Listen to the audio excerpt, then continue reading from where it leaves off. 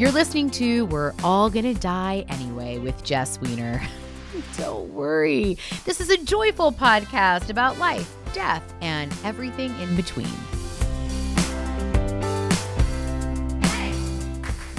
Earlier this year on International Women's Day, I had a chance to fly out to New York because I was participating in the first ever Airy Real Summit taking place in Brooklyn.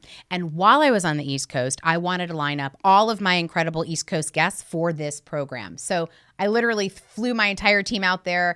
We packed up the cameras, the mics, everything. We commandeered extra hotel rooms at the place that we were staying, and we set up our East Coast production office of We're All Gonna Die Anyway. And I knew that I had to have our next guest in conversation because I was working with her on some airy, real role model work. I had been fangirling over her for a long time, just really admiring the work that she puts out into the world. And so I can't wait for you to meet the guest for today's show. Her name is Tiff McFierce. And yep, she totally lives up to that name. She is the first woman and the first Black resident DJ at Madison Square Garden, which is incredible. She is an artist, a professional dancer, an advocate, an activist. She's a mentor. She works with a program called Girls Mentor Girls. And of course, she's one of our airy, real role models. But she does a series of wellness programs. This is how I first learned about her work. She does a series of wellness programs called Look In versus Lookin'. Get it?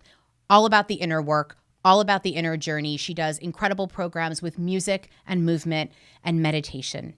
So when I was on the East Coast, I cherished the chance to sit down with Tiff and really go there. And you're going to see in this conversation, I think it'll be really evident that Tiff is one of those people. When you're sitting with her, when you're in her presence, whether you're listening to her workshops online or taking one of her classes, certainly for me in conversation with her, she is so beautifully present. She is just like laser beam focused with you right there. And she has had a life journey like we all have had, but Tiff has a wonderful way of talking about her life journey and the hard-earned work that she has created to get to this place of self-love and wellness and self-care that she now is teaching and sharing with other people. But, you know, you'll see in this conversation, it brought up a lot for me around the idea of a good life and what we talk about on this show, the idea that we want to live a life on our own terms with values that we put front and center. But Tiff in this conversation reminded me that a lot of this is also about the hard work that we do internally. How we may be looking at past wounds and traumas, how we may be looking at stereotypes or challenging family histories and legacies, addiction, abuse, codependency, real reasons why people don't always ascend to live a life that they really enjoy living. And so Tiff and I had a deep, lovely and complex conversation about what it really takes to live a good life.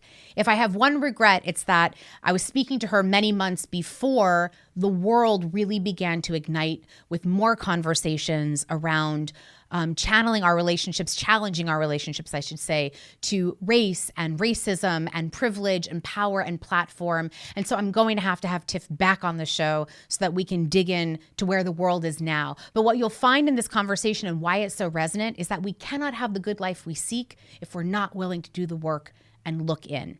So whether you find her online where she does these great Tiff Talks, which is like her version of TED Talks, or whether you take one of her workshops for Look In, I encourage you to go and support her work. She has changed my life, and I know she'll change yours. Let's dig in with my friend, Tiff McFierce.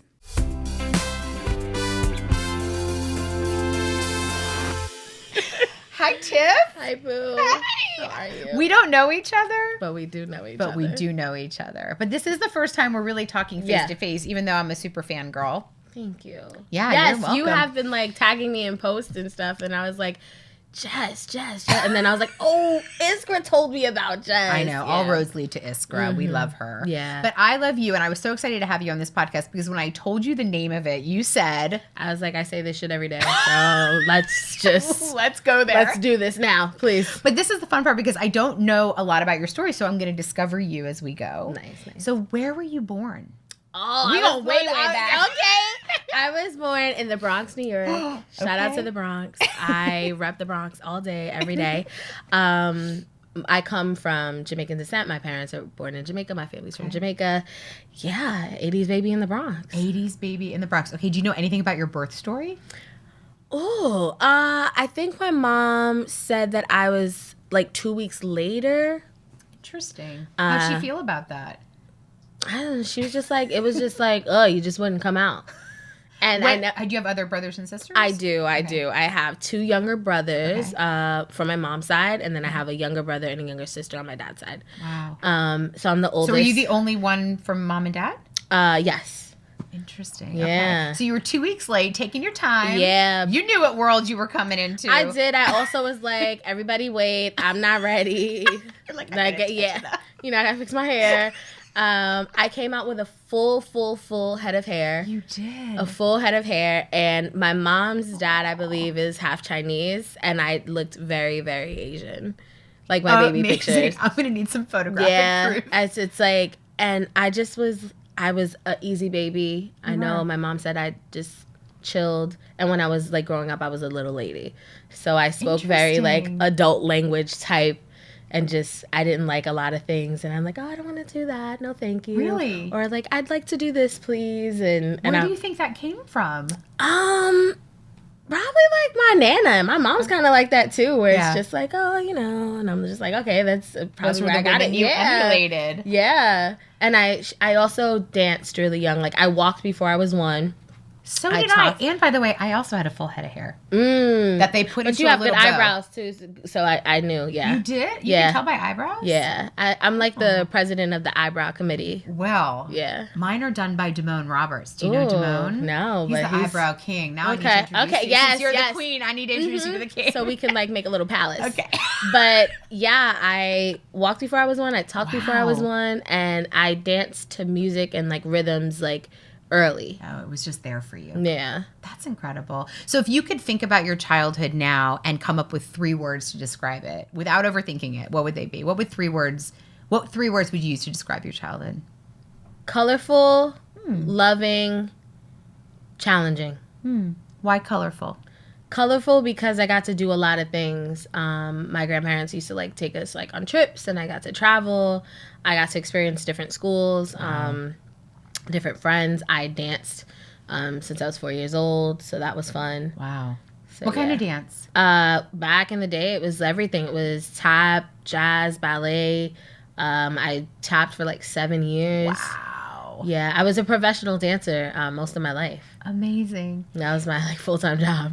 I'm like imagining you as a little girl in tap shoes right now. Oh, scuffing up my Nana's floors. And she used to let me. She was just like, oh my God, can she just stop? But so she never said that to me. But it was in your body. Yeah, yeah. I stopped dancing professionally about 4 years ago. Really? Yeah. And what made you stop? I just wanted to focus more on my career that I was building already. I cannot be doing like auditioning and things like that anymore. Yeah. And it just wasn't. It's just time to move on. But the dancer friends that I know always say it's like a part of them forever and ever. Oh, like yeah. It literally lives in your body. Yeah. And I think that like dance is such a meditation, and it's such a grounding thing that that's why when you watch people dance, I always say this, like if you're out and someone's dancing and they're just having fun, and you know they might look crazy or whatever, and it's just like that's a release. That's like it's a ritual. So I love that. Yeah. So what about, you said colorful, loved. Talk to me about that. Loving. My grandparents, my godparents, my mom, like I had a really like loving childhood. A lot of kids I know from like certain backgrounds, when they want to be an artist or they want to be a creative, you know, it's kind of like you don't have time for that, like do this. Right. And I always got good grades and things like that, but my family was very much, if she wants to do this, let her do this, because I knew I wanted to dance very early. That's interesting. Was anybody else in your family a dancer? Come to find out, my mom used to dance when she was little. Okay. And you didn't know that growing up? I learned later. Okay. My mom used to tell me. And then my Nana's mom, my great-grandmother, apparently she was a music teacher. Oh, it's really in your DNA. Yeah, and then my younger cousin, he's a dancer and a choreographer as well. Yeah. So the dreams were on the table, all the things that you wanted to do. Yeah. Early, I was that kind of kid too, where I was just very much like, so I want to be a psychoanalytic therapist, and I want to be a professional dancer at the same time, and I'm going to have a private practice, and I'm also going to, do Janet Jackson's choreography. And I remember telling my Nana this, like 8 years old, I was walking home from school. Yeah. I always remember And that. they always said yes to that. She was like, yeah, okay. So, like, how are you going to do it? Like, what are you going to do? I love that. Yeah, all the time. I love that. So, colorful, loving, and then you said challenging. Challenging. I've had trauma in my life. So, I've dealt with, like, a lot of trauma. I've dealt with a lot of just things that kids shouldn't have to, like, really go through. Yeah. And I just remembering having that feeling young. Like, just that, like, sadness and, like, having to, like, go through that in my life and then confront it and then, you know, just, like, figure that out. It's interesting. I've talked to a lot of people. I, too, had a traumatic childhood. And I think when you're a young, like, bright, like, talented, creative, traumatic child, we tend to sort of, I'll just speak for me, I sort of adapted a very adult personality. Wow. Right? Facts. My therapist said this to me one time. It's what happens. That's true. It's what happens, I think, in trauma. I think you do one of two things. You either become sort of the person who completely kind of checks out of a family, right? Or you learn how to adapt and move. You do. Oh, my And gosh. people please and anticipate everybody in the room. So that part of life for me has been what I've been looking into for the past, like, 5 to 7 years. Yeah. How I've learned to anticipate everything in the room and everyone, and how that's either been helpful for me, because what happens with trauma is, like, it makes you, it's a part of you that had to protect you. That's right. And you can't really shun it. And then the other part is that it can hold you back because you're always anticipating Everyone something else's to happen. needs. Yeah, something to happen. Everyone else's needs, depending on whatever happened to you. Yep. So yeah.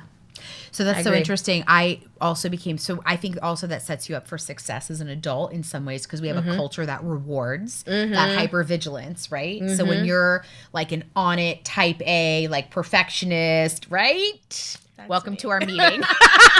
This is our meeting. But this is so many people that I talk to who have accomplished incredible things. We have some trauma pocket in our life, some experience that has formed us, especially as young. That's why I start in the childhood question, because which is great.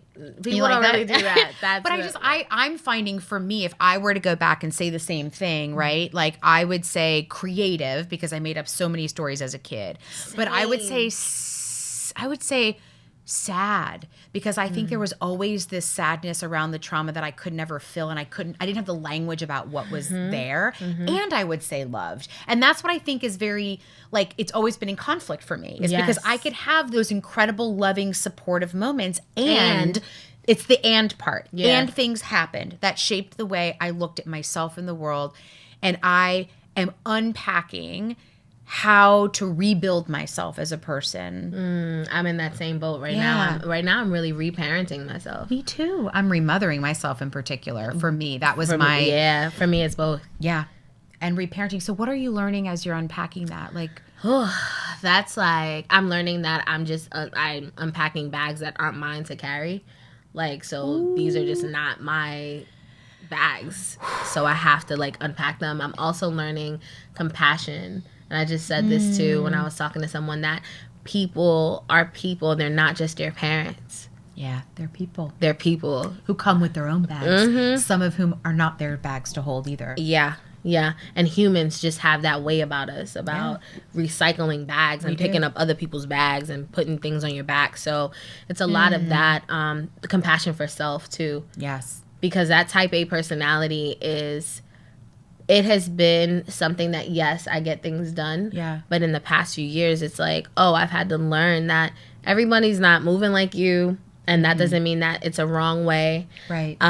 You have to be nicer to yourself. You have to be more gentle to yourself. Yes. You have to just know that, like, life is happening. You cannot, and you really can't anticipate life. No. You could have never told me that I was going to be sitting here talking to you like a month ago.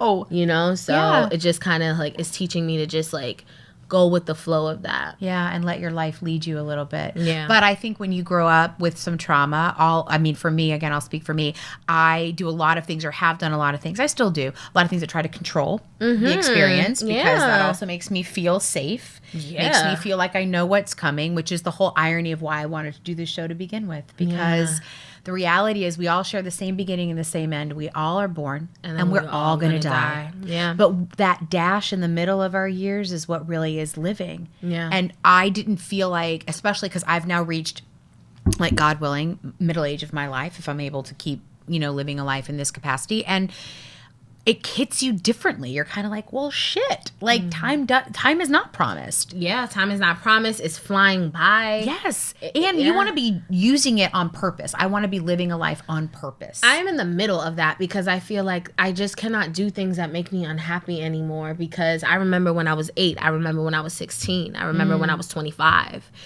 So to be in my early 30s is like, oh, wow. Like, I'm here. Yeah, I'm here and I'm still young and this is still great, but like it's not like I'm gonna age backwards. No. So I don't have time to keep doing anything that just doesn't feel right or on my path or on my purpose. And I want to be able to, like, I keep saying that too, like, free fall. Like right now for me, it's like I am trying to free fall because I am doing that too. I've done that with the controlling the situation to make sure I'm safe. I literally just wrote in my journal today about how certain things were making me feel unsafe.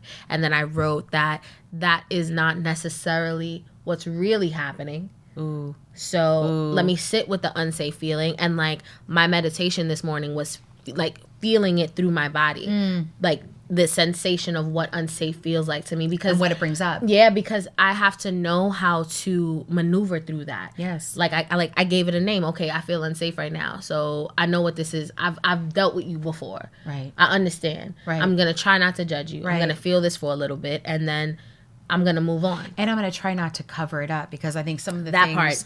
I know. Well, I get it. In my life, we cover it up through booze and alcohol and sex and drugs and drinking. I see this all the time, especially, like, I cover it up through work a lot. Oh, yes. That's how Me too. I've said Guilty. this. I know that I have accomplished so many things because I used work to find my worth. That's right. And then I realized, it ain't there. No. Like, that's not where it lies. We live in a culture right now, though, that rewards that kind of hustle. Yeah. So we can masquerade in a much different way, right? People, like, admire you when you overwork. Yeah, and it's, oh, man. And I even found myself doing that. Yes. Like, I've said I don't have the time to do certain things because I have to make sacrifices to make this happen. Right. And blah, blah, blah. Yeah. And then I'm just like, I know that that's not true. That's not how I want to live my life. Yeah. And that's not how I've chosen to live my life. And looking into myself and knowing that nothing outside of me has that worth, and doing that work and knowing that I am that tool. So I got to use my toolbox, like, for me. That's right. So, yeah. That has been a through line in almost every conversation I've had as well. Some have been, everybody's had some element of trauma where they're engaging with it in their life has been different. But the one thing that's been consistent with the folks that I've talked to on the show is the reflecting back their time and energy and effort into themselves, whether they feel like they have permission to, whether they've struggled with that, whether, for me, when I had needs, genuine emotional needs as a kid, I was told oftentimes I was selfish. And so selfish for me then became this like blanket that I wore around addressing my needs. So I would work very hard to be unselfish, which means I would put everything you need ahead of me. And I lost touch with, like, what is it that I want? What is it that I need? Because I had a parent who that was their issue. Yeah. But that was what I was told. And I wore that blanket and I told myself that narrative. And that has been probably the hardest unpacking for me, has been like, no, I have a right to want what I want. I have a right to be happy and joyful and not do the things that don't make me feel that way. Yeah. And I don't have to be in service to that all fear the of that time. word. Yeah. I think for me, it's been just, do it yourself and just, you have nothing to feel sad about. Like, so stop that. And so then it translated into, like, I'm good. Like, I don't have, like, I'll do it myself. I don't really need anyone to do it for me. I don't have time for that. And I did that a lot, like, in, like, my teens and my 20s. And also, like, just, like, never let people see you, like, vulnerable, because that's weak. Well, then it's hard when you need help. Then you don't ask for help. Don't ask for help. It's funny that, like, my career has turned into me, like, being, vulnerable and, like, speaking about things and all that. But it's because I got tired of hiding myself. Yeah. Like, I don't like to hide myself anymore. How did you know you got tired of that? Like, what came up for you that you knew you had to sacrifice that? I think it was like shitty relationships, how I was treating other people, and just like knowing that this didn't feel like what I really was. Like, I felt like I was like playing a part to make sure that I was like the person that I thought I was supposed to be. And it also was when I noticed that I was getting things and they weren't fixing that void. They couldn't fill the hole. Nothing could do it. So I have so many things I want to ask you, but this is what's coming up in my mind, which is, you know how when you're a young artist, so you were a young dancer, you know, had this creative life early on. Do you feel like some of that drive in a profession like dance, some of that drive in the training that we get as young creative kids, like did that instill also some of the voices in your head about like what you could do, how hard you had to work, like how perfect you had to be? I'm making that up. But like, absolutely. Because I feel like that's like the dark side of our creative childhood at times, especially like dancers, actors, singers. Yes. It's something that I wonder if I had kids, I would, like, if they said, I want to dance professionally, if I would just be like, Because what did it feel like for you? Like, what did that world look like for you as a kid? I mean, it was a lot of just, you can't do that. You won't make it as that. That's not going to work for you. Nobody looks like you doing that. So people assigning what your role is going to be. Yeah. And then I had a dance teacher, Mr. Holiday, that taught me a lot because he was the one that told me, you can absolutely do anything you want. But know that, like, people are going to tell you that you can, and you're just going to have to figure out how to, like, block that and do whatever you want. But that was, like, one out of, like, how many. I know. And then thank God for Mr. Holiday. Yeah, and then you go into, like, adulthood and, like, you're working, and, you know, people are just like, oh, you look great, girl, da, da, da. And then you gain weight, it's like, oh, yeah, and, like, you know, and then it's like, oh, like, and you're just trying to, like, stay on top of, like, making people like you, and then it's just a game all the time. Especially when it's physicality. I mean, dance is through your body, so they're looking at your body, and they're telling you what's accepted, what's not accepted. It was acting for me as a young kid growing up. I would be told repeatedly, mostly by men, maybe exclusively by men, you're not pretty enough to be a leading lady. If I heard that you're a character actress, right? You're this big personality. You look this way. And I remember like one acting teacher, and this will date me because I'll tell you who the example was. He was like, you know, you're like an Ethel Merman type. So, you know, I don't know who Ethel Merman is. I'm in middle school. I run home to my encyclopedia, thank you, because there was no internet. And I look up Ethel Merman. There was no internet. There was no internet. I went home, looked up the encyclopedia, and I was like, I look like that lady? Like, you know, it was like, and she's lovely. Ethel Merman is incredible, but it was not what I wanted to look like or emulate as a kid. Yeah. That was one person's adult, fucked up opinion. Yeah. But I think I know so many artists who those voices get implanted for us about our worth, our beauty, our body, our... Absolutely. I remember a dance teacher telling me, you'll never be a real ballerina because you have big boobs. And, like, I'm 9 years old. I'm already in ballet for, like, 5 years now or whatever. And that just always, that really made me uncomfortable, like, almost all of my life. Almost all of my life. See, I wonder if people... I don't even remember her name. But you remember what she said. I remember the day. I remember where we were. I remember what I was wearing. I remember what she looked like. Yes. And that, to me, is what's so fascinating. Like, the impact we have with a set of language that we say to somebody... imprints, implants, stays with somebody so long. Which is why now I think the work that you're doing, I would imagine, is equally as powerful if you can help people untangle. Absolutely. And replace that language. And that's why I also had to do a lot of self-work. I feel like you're always doing self-work, but I didn't really realize this, I feel like, till about like 7-8 years ago. And like starting to transition now, I just have to, a good friend of mine said this to me. He was like, your words and you have a powerful tongue. You have a powerful speech. You have a powerful way of speaking that you can either make someone feel like, yo, Tiff said I could, like, do this. I'm going to go, like, try to do this or whatever. Or if I was to be like, you can't, they'd probably just forget the whole idea. And doing the work with self and also just being like, yeah, because I also don't want to be like those people in my life that just said crazy shit to me. And actually destroy, like, young self-esteem. Yeah. And now I'm like working to build it up. And it's fine because I'm not the only one. It happens to us all. But if I can try to be an emotionally intelligent human, then, you know, that's what I'm going to do. That's right. So what did the trajectory look like? So you were on the track for professional dance. You were doing it. Yeah. Okay. And then you said about 4 years ago, right? Well, I started DJing about 8 years ago. Okay. And what brought you to that? I wanted to do it since I was 8 years old. You did? Yeah. I like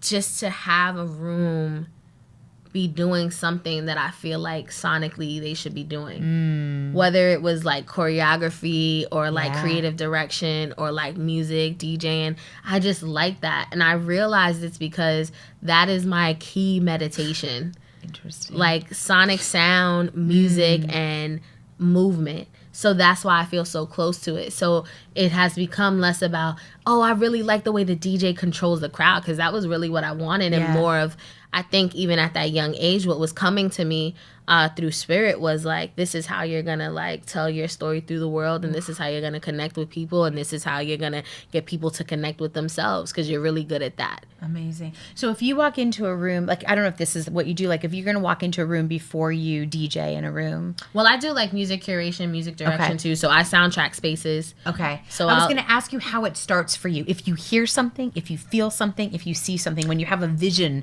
for what you want to create, like, where does it start in your body? When I'm DJing, it's like, okay, where am I at? What's the event? Who's here? Obviously, like the client asked for something. Sure. Thank God I'm in a place in my life where like my clients don't ask for anything. They literally, let you do your thing. And it came there early for me too. It was like the first couple of times, and they were just like, oh, just do whatever you want. Yeah. And then I just go by that, you know, what the mood is, what the vibe is, and then I'm looking around, I'm looking at everyone, like, what are they doing? How are they reacting? And then I'm feeling it too. Yeah. Because like that type of like sound runs through your body. So if you try to feel things, you can connect with people like right away. If I'm soundtracking a space or a festival or things like that, live show, obviously like I have, you know, just like cue points, a script or whatever. Like I remember I musically directed for the National Retail Federation twice, and Kobe Bryant was actually our guest. Wow. The second time I did it, like 2 years ago. And I just was like, okay, it's going to be Kobe Bryant. It's the CEO of Nike. It's all this stuff. And I just was thinking, okay, who's in the room? Who's coming? What's the vibe? What do I want to give? And I went from there. And then I switched things around in show, obviously. Yeah. And I'll never forget this. He came up to me and he was just like, I love my walk-up song. What was it? Do you remember? I had him do Encore by Jay-Z. And then he was just like, I heard you like sound checking. You're really good. And just like, you know, it's like, wow, you know, but people like that, you know. People, but he's greatness, recognizing greatness, though. You have to see sometimes, I know, rest in peace, but you have to see where that's coming from. Like, I think that's such a magnificent gift to be seen. It feels like I receive it to be seen by somebody that is meticulous about other things. You know? The best at his game. Yeah. And anyone that hires me to do stuff, when they're really happy with how it sounds, it's like not even just like a validation, but more of just okay, good, because that means that the story translated. Yeah. So hopefully somebody caught it. Did you have some of the similar or any similar obstacles moving from the professional dance world into the DJing world about people telling you what you could or you couldn't do? Oh yeah. Tell me about it. You're like, thanks, Captain Obvious. If you make mugs, somebody's gonna tell you what you can and cannot do. Actually. Shout out to the plug of the mug. But yeah, it's just like everyone's gonna tell you who you should and shouldn't be, and that's a hard part too, because I think that's by that time I knew what I wanted, but I still was trying to like figure out how I wanted to do it. I knew right away, like, I'm not a club DJ. Like, that's just not what I'm gonna do. That's where my brain goes when I think about DJ. So tell me, educate me a little bit on that. How do you? What are the pathways into DJing? There's so many. There's so many pathways, and it takes you to different things. I knew in college I wanted to do musical direction and supervision, but nobody told me what that was. I had to figure that out.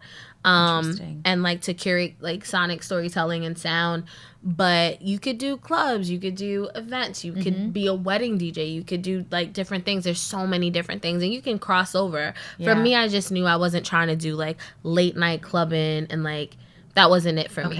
And when I came in, I was like, yeah, I want to, like, I'll do it or whatever, but I knew it wasn't it for me. I knew that my goal was to be a sonic storyteller and to, you know, put things together. Yeah. Because that's how I was as a kid. Like, I just imagined so many things and made up so many shows in my room, and had my composition notebooks that I wrote lyrics down when I wanted to, like, really learn them and switch them up, and then like listen to albums different ways and think, oh, they should have put this here and that there, and it just is what I love. Yeah, that's just also what you're born to do. I think when you're that young and that driven and it's that organic, it feels like a gift given to you. Yeah. Do you feel great responsibility to that? I do. I say this often. This is not even mine. So that's what happens when I get really caught up and my ego is like really on my back, like, yo, they should have said this and you should have had that, and blah, blah, blah. And I'm just like, this is also something that can be taken from me at any moment. It is not mine. I don't own it. I just honed it. So I just have to be grateful. I have to give thanks. It comes through me, and I have to let it go out. Yes. And it's easy to get caught up every single day in our industry and in every industry. Even like doing stuff and like seeing like how the education industry works and how political everything is, and how people really don't want to actually do things for people. Right. They just want to do shit for themselves. Yeah.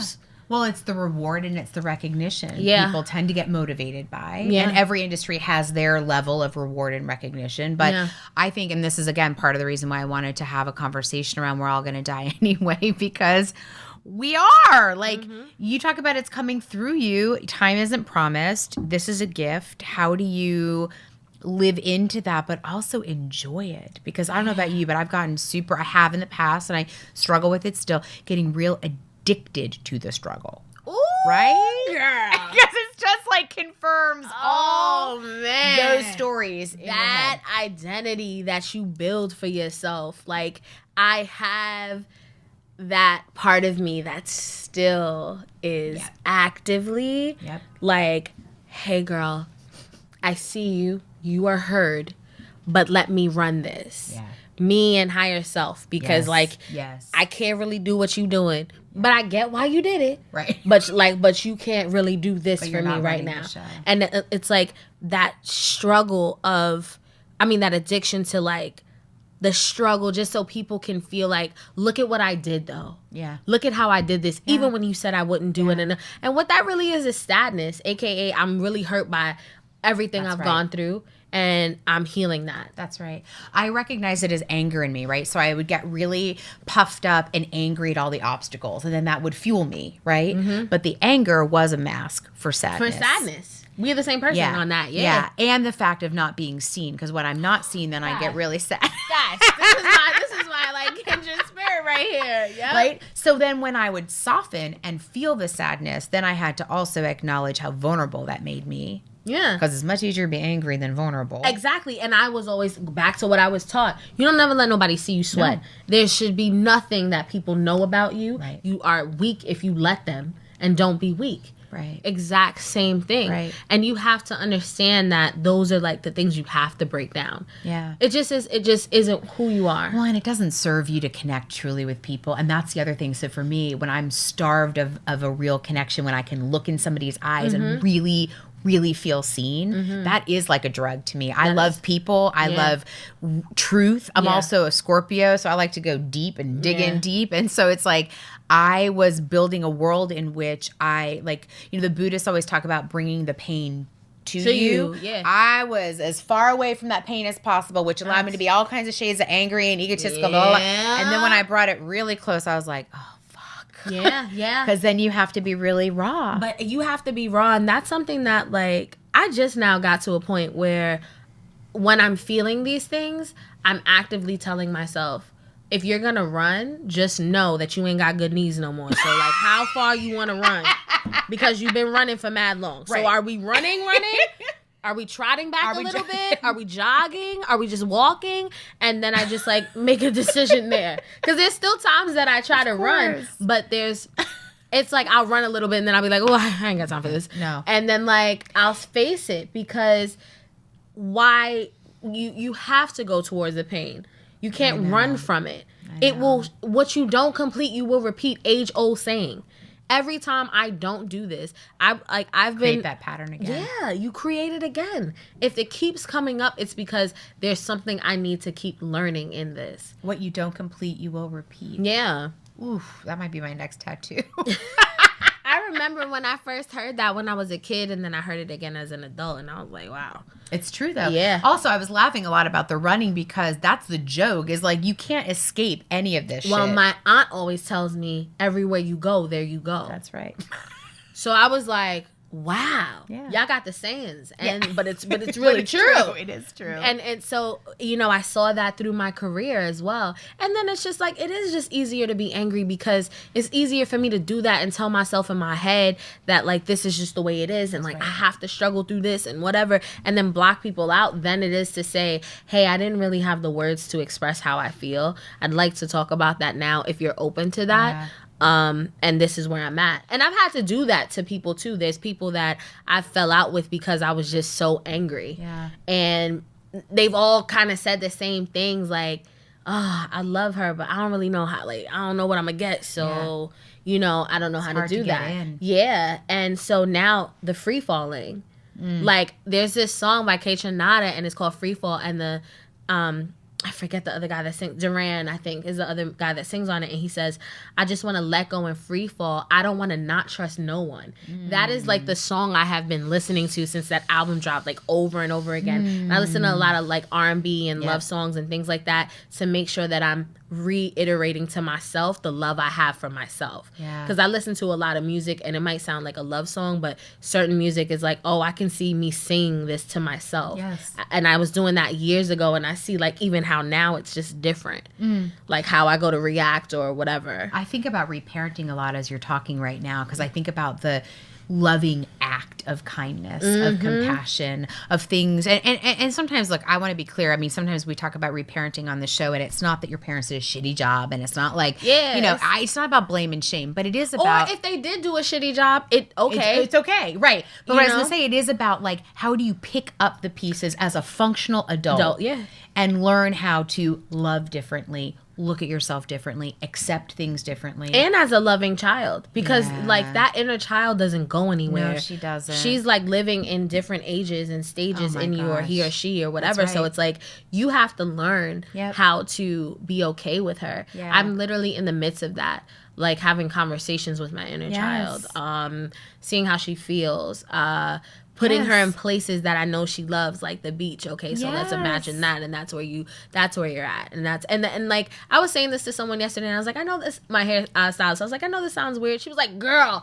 this sounds like everything that I be trying to do, but I don't know the words. I think people do this a lot, or they want to do it, but they don't know they can do it. Yeah, because society cannot tell you that you can do that because you got to buy the latest phone, this and this, that, and look like this and do all these things. It's distracting. And because I need to control the mind to control the body, so I have to keep you in a slumber. I can't make you know that you're enough. That's right. And then everything else that you do is whatever you want to do with that.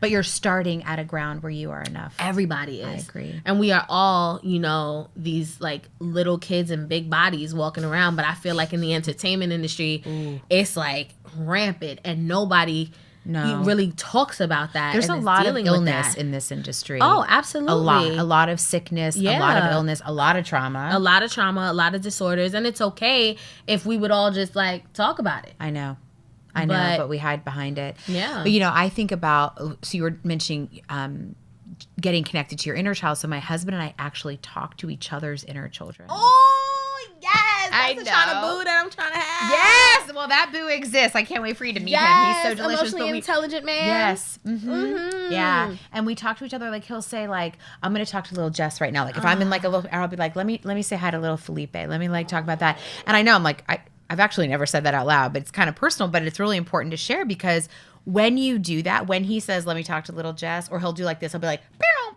pew. He like gets the little voices out of my head. He like kicks them away. But we started to play with it, and that was just it. We started to laugh, and we started to realize, like, just like you said, we're all little people trapped in big bodies, but that pain has been lodged. Yeah. And then we carry it with us, and all of a sudden I'm triggered over like some conversation about pineapple, but like, you know, it means what it means, what it means, what it means. And to find a partner that I could practice that with, it is unbelievable. But I also didn't get married till I was later in life. I didn't get married till I was 40. Ooh, you better give me hope. I'm going to give you lots of hope. Oh my God, are you kidding me? But it's also like, I'm not pressed for that either, but it's something I think about because I've written out the kind of man that I want in my life. Yes. And like before, when I would think about it, I'm like, yeah, he got to be tall. I want him to look like The Rock, like, you know, like all the things. Now it's very much like I would love for him to be emotionally intelligent. Yes. He has to have self-respect because then he'll respect me. He has to be self-aware. Yes. He has to have a real awareness about women and what like women go through, and even if he doesn't fully understand, he's willing to like, you know, be open to different things. I need him to have a lot of love and kindness. I need him to be patient. And I also then said, okay, so these are the things I'm going to work on about me and make sure that I have those things too, because it's not even just to attract a partner. That's what I want. And what you guys do is what I do. I literally talk to like Tiff in different stages. You know, 3-year-old, 7-year-old, 16-year-old. Yes. And that's what I need to do for me. Because it does get lodged in your body. It also shows up as dis-ease, which is disease. That's right. It also shows up as pains and different things like that. I literally can feel things through different meditations and different like exercises I do with myself and my inner child and know where things are, and where it lives. Have you ever read a book called The Body Keeps the Score? I heard about it, but I didn't read it. It rocked my world about trauma and how our body keeps the score of trauma. It's everything you said. I also write emotion as 2 separate words. I write E standing for energy and motion because energy in motion moves through your body. Yeah. So when we block that, when people don't cry, when people, you know, you're blocking that. And then of course dis-ease happens, but all other kinds of dysfunctions happen because we're not flowing. Yeah. But I mean, we live in a world where like it makes a lot of sense, especially for men, by the way, not able to flow. That's a big part of our conversations as a couple. My husband grew up in Mexico, so he's a Latin man who grew up with a lot of machiste in his family, challenged it early on, but felt very isolated for challenging it. And he actually did an episode of this show with me, which is incredible, where he's talking about his journey becoming a feminist man and a feminist Latino man at that, and like what that meant for him culturally, spiritually. But when we met, what I can tell you is that all the things that you said, like you had been working on, I had been manifesting a long list of desires of what I wanted my partner to be. And it kind of knocked me on my ass when I met the person, not because it was a perfect fit, but because it was an incredible feeling. Like on paper, there were some things, right, that I was like, well, I didn't plan for this, right? That's the beauty of life. But everything that I was working on to create and manifest, I ended up discovering in another partner, but also he was willing to do the work. Were you at that place where you knew that you deserved that and you always did deserve that? Yes, because I had just left a relationship a year prior where I was engaged to somebody that would have been a terrible mistake in my life if I would have gone forward with that relationship. I was phoning it in at the worst level of my life. I was miserable and thinking like, this is where I got to stay because this is all I'm going to deserve and this is all I'm going to have. And so I took a year to myself where I did things that challenged myself, where I did things that I took pole dancing classes. I went to ladies rock camp. I took a writing class. I did things to get back in my creative body because I wanted to manifest. And then honestly, the truth is, and I told about this story on this show with my friend Damone, actually, because we were in Mexico. I hadn't met Felipe yet. And I was with my very, very best friends who are great manifestors. And I trusted them to share kind of what you were sharing right now about like, this is who I want to create. And I always was drawn to Mexico, but I didn't have a nationality in mind. I just knew that I wanted like the feeling that I got in Mexico. And I literally manifested a Mexican. So it's like people don't realize it's like powerful. It's powerful. And I've started to accept how powerful it is. That's right. Because I asked for a lot of things that I've gotten. I've manifested those things. That's right. I took 4 years to myself, 4.5 years currently, you know, on purpose, same type of thing. It's like being in that last situationship where it was like, this is terrible. And looking in the mirror and going, you are lacking so much self-worth. Why? Yeah. How did you hustle backwards here? Yep. So what do we need to do? Yep. Like, what do you want? And having those moments and then just trying to figure it out. And it went from like anger to like, again, blockage. Yes. Like, I'm just going to not talk to anyone because like, I just don't want to be hurt. To then just being like, oh, you know, I've worked for the past 2 years and now I'm like, oh, okay. But no, I'm going to do this. And then going back into my creative body. And now 4.5 years later, it's like a point where I'm just like, oh, you know what? Let me fall way back into her now. Because, you know, it's doing the things that I love to do without it being a part of someone else's program. Yeah. So like, I'm going to dance for me, not because I need to book something, right? I need to go back and be like in my lab practicing and mixing and things like that, not because of like, I was trying to be a DJ, just because like that's a meditation for me. I do need to go back to vocal lessons, not because it's good for my dance career, but because I just really like singing. And I had so much time in my life that I wasn't allowed to talk.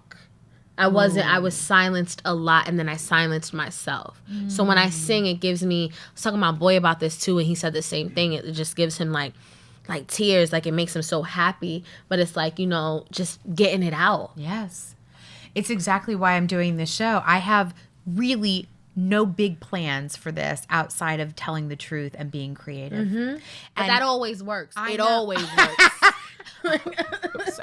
But the truth is, like, I decided to invest in myself this year after, you know, when you were saying before, like, you kept getting things that you wanted and then it wasn't filling the void. So in the past 3 years, my company tripled in size, my staff tripled in size, and my misery tripled in size. Nobody talks about that part. And and I'll tell you what else, I had tremendous shame to admit that, right? Because I'm a girl boss. Well, I hate that term, but you know, like, it's like the pressure of like, I succeeded, I got this, I'm where people would desire to be. And so they tell you every day, yes, Jess, you're killing it, amazing, blah, blah, blah. Nobody's asking you how you're doing. And how you they're feel.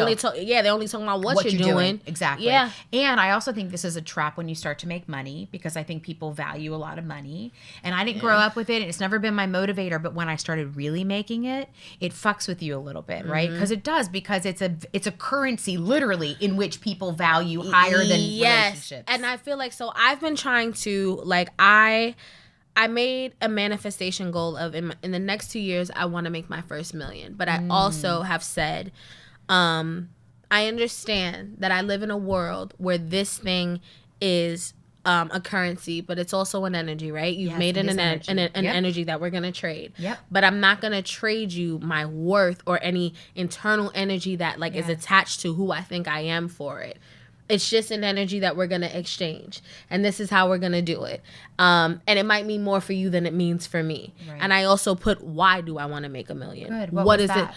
It? For me, I want to open grocery stores in the Bronx that are all organic and have great produce and keep it at the same amount of money that people that are low income, and not all of the income, all of the Bronx is low income. Like all the boroughs have different places, but I want to start in the Bronx where I'm from, and just be able to give people something that they need and they can afford it how they can afford it. I feel like I've always been the girl that like the struggle, right? Like, oh, I got to back myself and invest in myself and blah, blah, blah. But now I'm putting like another lens to that. That's a great quality I have about myself. I don't have to do the struggle thing, but I always will invest and bet on Tiff. Yes. And that's why when I bet on Tiff and I do get that wealth and it goes past, you know, whatever it goes past, I'll be able to give it back the way I feel like I can. So I will tell you something. I want you to, I know we just met each other, but if you would, when you make your first $1 million, will you call me? Because I'm going to tell you why. I have made my first $1 million. And the day that I did that, I felt like I had nobody to call. And it's a weird thing because people get funny about money. They do. They get very funny about money. I mean, I called my best friend.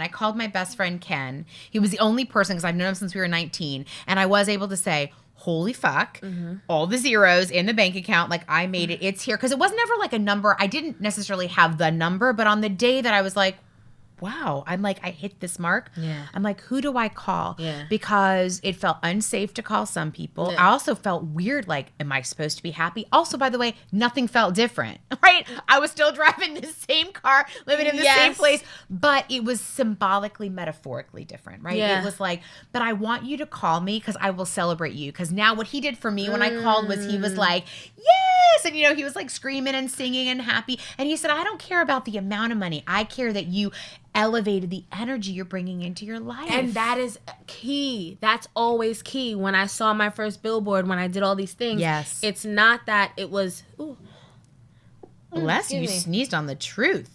I did. It's like the most delicate, dainty sneeze I've ever because I'm on camera. I could have been like, I know. But I didn't want to like do that. But yeah, it was just like, it's not the thing. It's not the thing. It's the feeling of the thing. As those creative girls that were sad and knew that we could do it, but then had thoughts and other people tell us we can't do it. Right. And then you did it. I celebrate that for me, and I celebrate that for my inner child. Yes. I celebrate that for any other woman or person. Yes. Like, that feels good. Yes. It's because it's just things that we create. It lets me know that I can create anything. That's right. At all times. At all times.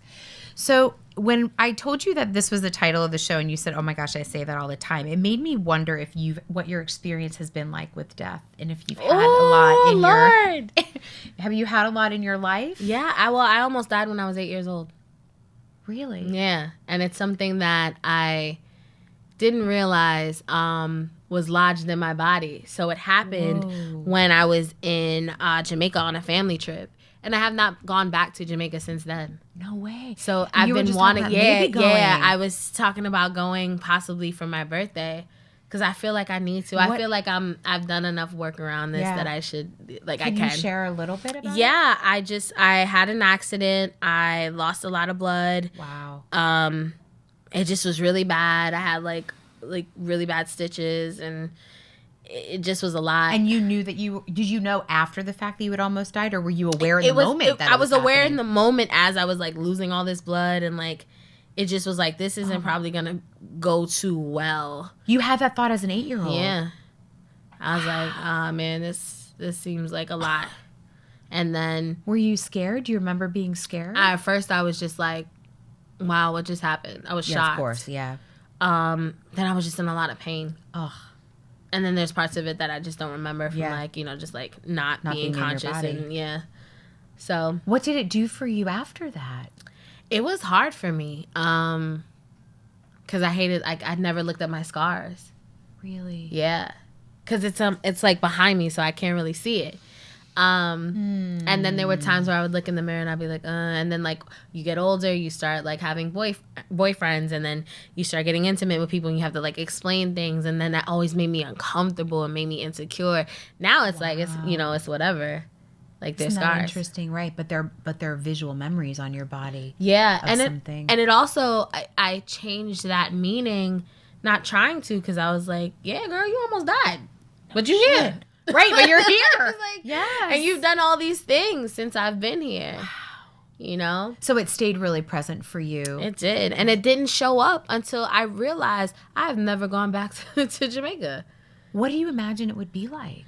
I feel like it would be like I came home, because it's like there's parts of me there. Yeah. Like it just feels like I'm the free falling. Like, am I gonna like live in fear? What's gonna happen? Right. It's also, but that's how trauma shows up. That's what people need to know, so, right? Exactly, that part of it, what we talked about, it never showed up in any other part of my life. Every time my family would go back, I'd be like, oh no, like I want to stay, or blah blah blah, or oh I want to, like, you get older. I'm in like a senior in high school. They all went, and I was like, oh, but I want to like have like a party with my friends, and we were gonna do this, and blah blah blah. Never was it like, oh, I remember that time that. Never. And nobody ever brought that up for you as a reason, like, why? Nobody ever brought it up. I figured that out myself when I was like always looking at tickets to go back and never would book them. And I was like, oh, you don't want to go back because it was frightening. That and traumatic. Was crazy for you. Yes. Yeah. But wow, how powerful. Yeah. Ooh, I just had this like crazy thought that was like, there might be some love waiting for you in Jamaica. That's what I said. I'm like, watch like some man that's there from business from London is just like, hey, hello. And my accent's terrible, but just like, oh. I did honestly just get that hit. Like, I wonder what's waiting for you there. Because when you're ready, you'll go. Yeah.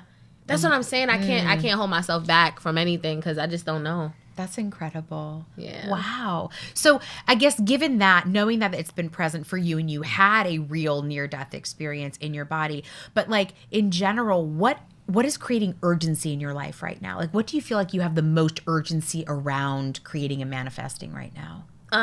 The fact that I have lived with depression and sadness, and a lot of times I said I would do it tomorrow. And I just, like, you know, when you get older and people start to get older, like my elders getting older, people in my family passing, friends passing. Like I had a friend that passed away last year. Damn, and that just made me go like, A friend your age? Yeah, like a little bit younger than me. It was just like, it wakes you up in such a deep way. Yeah. Yeah. I was just talking to him. He was at my last birthday, and he was just, you know, I was like, oh, I'm just like, I'm so tired though. Like, I'm just trying to make this happen, blah, blah, blah. He like turned me around and he's like, Tiff, look at what you can do. Like, you bring people together. Like, people are in the room, and not because it's your birthday. Like, he's like, we're at a party. You have people like meditating in the corner. Someone's getting their tarot read. This person's over here dancing. And it's like, this is who you are. This is who you are. And he just looked at me. He just like held me for a little bit and held my shoulders. And he was just like, you're doing everything you said you're going to do. Like, the first time he met me, he just DM'd me. He was just like, I just think you're really amazing. He used to dance, and we just used to share DMs with each other. It's like someone that, like, I barely got to see him, but I would share DMs with him. And when I would see him, I would, like, hug him. And we would chat. And we always just shared DMs. And What's his name? What's his name? Kristen. And it was just, like, I just wanted to, like, when that happened, I was like, damn. Like, I wouldn't have expected that to happen. No. But what a gift that he was in the time that you had with him. Yeah. And to see you. Yeah. So that part, too, sometimes we don't realize who's looking at us and who can see us. Yeah. Who can really see us. Yeah, that's a difference. Especially when you can see someone and it's just like you're just having moments, little moments that you're sharing with them.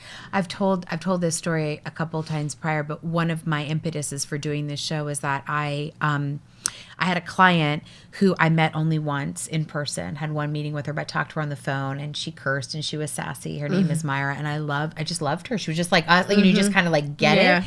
And she was my same age. She was 44 at the time. She was diagnosed with stage 4 cancer. She had 3 young kids, had moved out to California, and I became friends with her the last 8 weeks of her life. I spent that time with her. She called me to the house. Her husband called me to the house when she had given up chemo, and I'd never done this with her. I never had a drink with her, never had dinner with her, and I just didn't hesitate. I just went, and we just got to know each other as she was exiting this planet, and it changed my life forever because you never think about that. I mean, making friends as an adult anyway is hard, I think, right? But then you're making friends with somebody who's dying, like making something new while somebody is exiting was a concept that like fucked with my head for quite some time, like that we're never done. But like look at the gift that she gave you. I know. Where it's like she literally told you don't have time to wait. That's right. But you also are enough. Like that was right. Like what I get from that is just like, you're amazing. She literally said to me, I asked her if she could tell me 3 things that she was thinking about knowing her time was limited. One was, I don't have any more time for toxic people. 2 was, I forget to take joy in the simple things my body can do when it's healthy. Oh, man. But the 3rd one knocked me out, which was, she said I spent too much time focused on what other people wanted from me instead of what I wanted for myself. Or what they think about me. That's right. Yeah. And she did everything, ticked the box on everything, career, money, title, family, the whole thing. And she said, I wished I would have spent more time on me. And that's what I took from her in that relationship the most, was that, like, we don't know what, it's not promised, and we don't know what comes next, but by God, like, I want to be as present. Like, I remember she wanted to eat a mango. She couldn't eat mango because of all the chemo, and it was and she's just like, I miss the mango. And I was thinking, how many damn mangoes have I eaten that I haven't even thought about? Yeah. It just, I don't know, it just like wakes me up. I try to do that every day. Like, I'm just like, oh, I'm so tired. But I get to wake up and I'll listen to the birds outside my window, and I'm just like, I have my hearing, which is such a big part of my life. Of course, yes. You know, getting a tear in my hip, having you know, a really like kind of messed up situation with my knees, but like seeing that I can still walk. Because if I wasn't able to dance, I don't know how I would even feel. Right. And you know, just even with my friend or other people passing, that shows me too that this is not all about only just trying to make this shit happen. No. The grind and the hustle and aligning is more important. That's right. Spending time with people, like actually spending time with people. Yep. You know, and like saying, oh, let's get together. Let's talk on the phone. Yes. You know, just like, oh, I don't have time. Because I did that for a long time. I don't have time. And then I was like, oh, no, you don't have time because, you don't know what tomorrow holds. Right. And we're prioritizing some other things that maybe we could move aside. So do you ever, I mean, this is kind of like a crazy question. So if the urgency for you right now is growth, right, and getting to know you and invest in you. And also being open to be loved the way that I feel like I should be. Yeah. From everyone. Because that doesn't mean just romance. Yeah. Letting my friends love me, letting my family love me, letting myself love me. Letting the boo love me too, you know. Whatever. Do you have an idea of how you'd like to go out in the world? Like, what would be your perfect death? I want to be in my bed with my house on the beach. Preferably maybe some sort of island like Jamaica or Bali. And just chilling. Yeah. At peace. At peace. And then, for what they do after, I'd like a full planned well party. Yes. Do you already have your music? I do.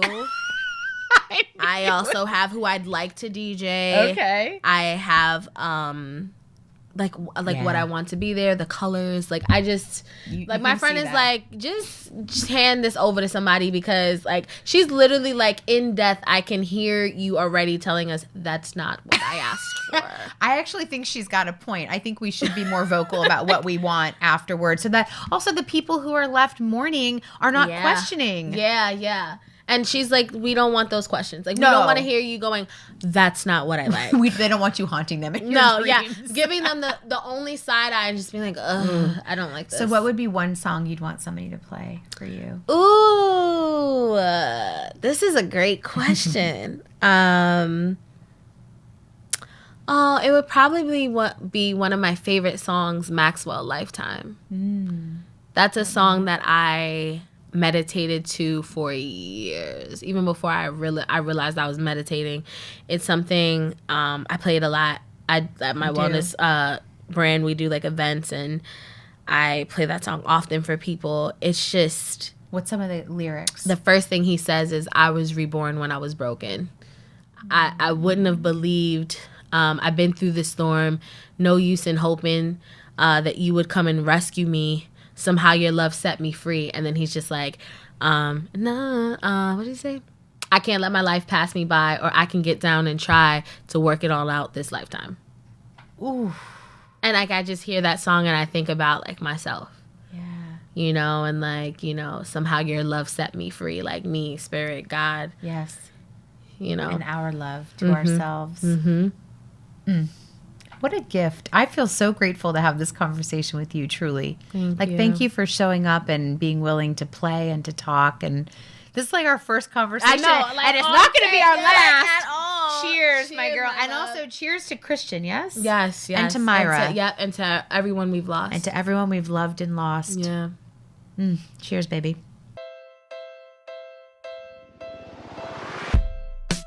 That was insane. Before we sat down, I have not met Tiff before. We did not plan this conversation. I really knew very little about her personally. I knew a lot about her professionally. I was a super fan, am still a super fan. But what just happened for me is kind of the real magic and mysticism of doing this kind of conversation, when people give themselves and each other permission to go deeper, to trust each other, even if we don't know each other. We proved, I think, with our actions that we could trust each other, and we went there. And I don't know, I'm hoping that you felt it, because I felt it in like every core of my body. I just found a soulmate in her. And one of the things that I think resonated the most for me in this conversation that I'm going to take with me is what we don't complete, we will repeat. because I think about the process of all the things that we're learning, all the things we're stumbling over and stumbling through, and the pressure we might put on ourselves to get it right and to be right and do it right. And the idea is that if we don't really finish what we're working on, if we don't complete these patterns, if we don't choose to learn to understand them more, to understand ourselves more, we will continue to repeat the things that we don't want to repeat. And I certainly can relate to that. So there are so many gems in this conversation, but that's probably the biggest one I'm going to take away from this, which is we are all in process. It is a practice. And we can do it together, and we can do it in some joy, because we know what the end game is, right? The show is called We're All Gonna Die Anyway. There's our ultimate exit. But how do we make it a life worth living? How do we learn to love ourselves a lot more? And it's by learning about ourselves. And Tiff was such a delicious example of that. And I mean, I know I just lived through the conversation, but I'm gonna have to live through this conversation again just to kind of keep absorbing. So I feel really grateful to have these conversations with you and for you, and I hope you enjoyed. You've been listening to We're All Gonna Die Anyway with me, Jess Weiner. You can follow me on Instagram, Twitter, LinkedIn, and Facebook. And you can also watch this podcast by checking out my YouTube channel for filmed episodes, behind the scenes footage, and all other kinds of amazing video goodies. And of course, you can always visit me at jessweiner.com. We're All Gonna Die Anyway is exec produced by me and produced by Lauren Chavez-Myers. Our episodes are recorded, filmed, and edited by Jeff Franklin and Adam Lippert of B Film. And our original amazing music is by Becca and Destiny Petrel.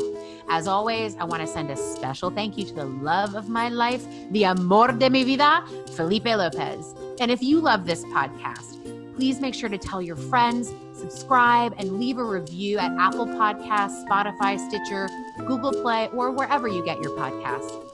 Most importantly, if there is something that stood out to you from today's episode, I want to hear about it. So if you want to share your own story, leave a comment, ask a question, please send me an email at podcast@jessweiner.com. I can't wait to hear from you. Bye, babies.